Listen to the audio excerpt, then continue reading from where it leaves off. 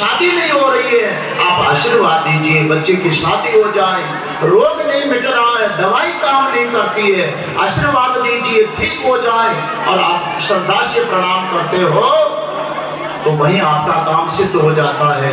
कारण कि मंत्र शक्ति के द्वारा भगवान की वहां विशेष चेतना संग्रहित होती है। ये मंत्र शक्ति स्टेबलाइजर का काम करती है, इसलिए विशेष विधि के द्वारा मंदिर में मांगड़देव महाराज की जो चेतना शक्ति है, शुद्ध चेतना है, अदृश्य चेतना है, आज इस नगर में जो मांगड़देव महाराज का ये कर्मस्थली है, मैंने सुना है जन्म स्थान यहाँ से कुछ अलग है, पर यह कर्मस्थली है, उनकी आवास स्थली है। इस भूमि पर जो उन्होंने चमत्कार किए, जो लोक शक्ति विशेष उनके भीतर प्रकट हुई, वही सामर्थ्य वही शक्ति उनके विग्रह में यहाँ विराजमान होने वाला है। इसलिए जब भी आप जाकर के पुकार करेंगे, उस विशेष शक्ति के द्वारा आप सबका कारण सिद्ध होगा। और उसकी विधि है यज्ञ, प्रतिष्ठा होती है तो उसमें यज्ञ किया जाता है, और यज्ञ का अर्थ है जिसमें 3 काम होते हो। देव पूजा संगतिकरण दानेशु, यह धातु जो होती है जिससे यज्ञ शब्द बनता है संस्कृत में, वो 3 अर्थ होती है। पहला देव पूजा, दूसरा सत्संग, और तीसरा दान दक्षिणा। और ये तीनों काम यहां होने वाले हैं।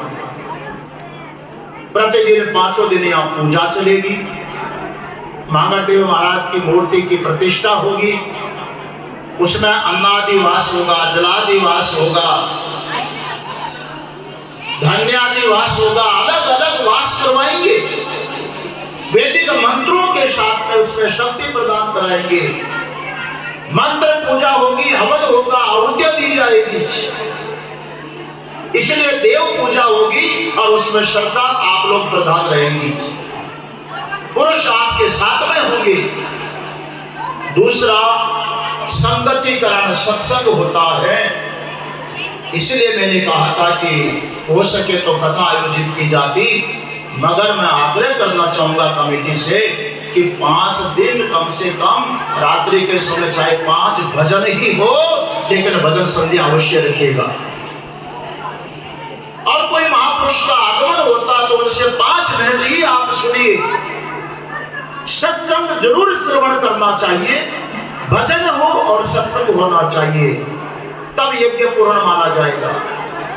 तीसरा, दान के अर्थ में यज्ञ होता है।